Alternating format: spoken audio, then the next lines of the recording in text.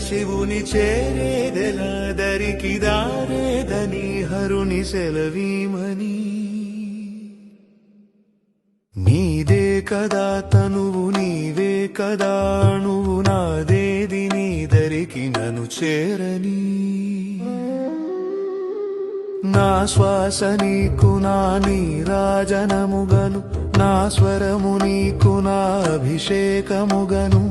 ఈ తనువు నీకు నా నైవేద్యముగను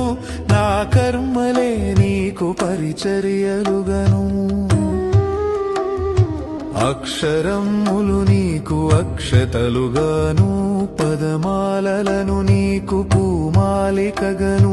కరతాళ ధ్వనులివే మేళతాళాలుగను సేవించనా నిన్ను నీ భక్తునిగను